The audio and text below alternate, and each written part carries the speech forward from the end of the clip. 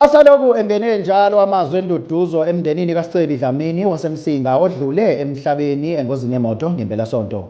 Uxwayiswa nalamakati angosomathuba asephosta iy'thombe enomufi athi abesebudlelwaneni naye. Ayaxwayiswa ukuthi awehlise ukuqina ngoba lesi akusisona isikhathi sokuphapha. Owevidiyo yocansi yesekhulator ey'nkundleni zokuxhumana oshadile waseLimpopo usebhale incwadi exolisa kumyeni wakhe nasemndenini. Umbuzo oseqhulwini uthi kungabe iyaxolelwa yini into enje?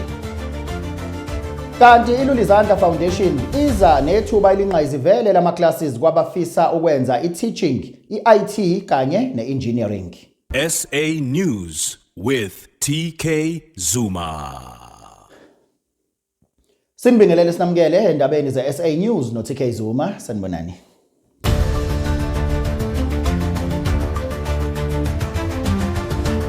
Isaloku itheleke njalo imiyalezo yenduduzo emndenini kaSicebi Dlamini waseMsinga odlule emhlabeni ngempelasonto engozini yemoto. Kuxwayiswa nalamakati angosomathuba asephosta iy'thombe enomufi ey'nkundleni zokuxhumana bese ethi abesebudlelwaneni naye. Ayanxuswa ukuthi awehlise ukuqina ngoba lesi akusisona isikhathi sokuphapha.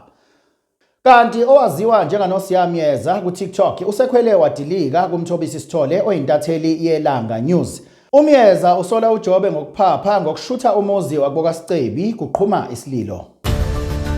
Nitshela uJobe lo Mthobisi weLanga ukuthi uyaphapha uyaqina udlulela uphumile esandleni le mali yakwa Facebook yabahlanyisa angazi ngoba uphume ekhaya ukuthi urecorda kanjani umuzi wehlelwe yife elimnyama belili ihlobo abazali yonke umuntu osekhaya wena uyarecorda bekhihle sikanandi uyofaka einkundleni zokuxhumana nani ninentetema la ku live enihlala ku live nenza amakhona entetema niyaphapha niphethe uqina kahle kahle abantu ubani umuntu ongavuma ukuthi kuyorecordwa kubo ukukhala abazali bakhe nina angibona ukuthi lento oyenzile Jobe even nomnikazi wakhona la elele khona phansi uyamthokozisa ngisho abanikazi bomuzi indaba nidlulele Jobe saka sa recordwa kodwa isilila abantu bekhala bese season bese fanele iminyama wena ubhizi uyashoot uyofaka ku Facebook wenza content uyamonetize ngaleyo nto leyo.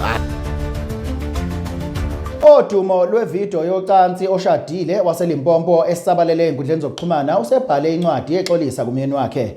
Lona wesifazane uthi kwenzeke iphutha futhi uyathembisa ukuthi ngeke kuphinde kwenzeke. Umbuzo-ke useqhulwini uthi iyaxolelwa yini into enje ingeke madoda kithi. Angazi mina akukaze kungehlele madoda kithi. Kwenziwa njani ngempela makunje ngoba usisi uyaxolisa uthi kwenzeke iphutha futhi ngeke kuphinde kwenzeke. Useya understand ukuthi ushadile ubese enhlungwini angazi kanjani kwaze kwenzakalani. So into ungahleki wena. Akuhleke endabeni lalela enye into bakhala ngoVaseline bangazi bathi uVaseline Sikolise.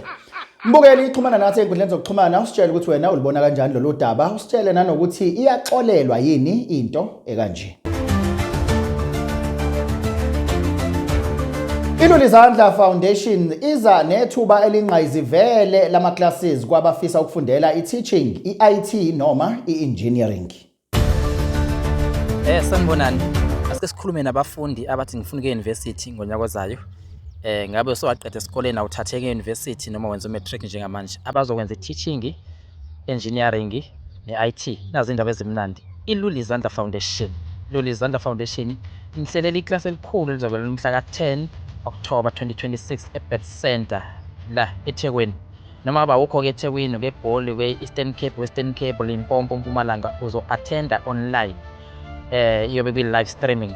So sicela ukuthi nigijime ke nibhalise ingene iclass lelo elinitrainer khona ama lectures azonitrainer azonifundisa ukuthi hey i-first semester uzofunda ini, i-second semester ufunde ini kwi-teaching, kwi-IT, kwi-engineering. Mangikhuluma nge-teaching yonke from foundation phase to FET.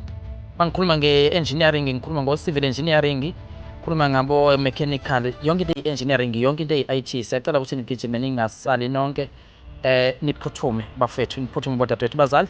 Sicela nisize nikwazi ukubhalisa abantwana benu ngokushesha nibambe izikhala. Izikhala ke zincane lapha kuleya ndawo. Ufuna nje uku-attenda kuyona indawo yaseBeth Center. Izikhala zincane kakhulu. Amakhulu amahlanu kuphela isabizwa phela imali la ku TikTok. Amakhulu nje amahlanu kuphela ukubhalisela lo class lizoletha ulwazi olunzima kabi nolukhulu kabi emntwaneni obeqeqesha ku train ama IT benifundisa kube khona ke neinkampani ezizosho ukuthi zona zikhipha kanjani imfundaze. Kuningi nje kube kuhlomula kube khona ne-entertainment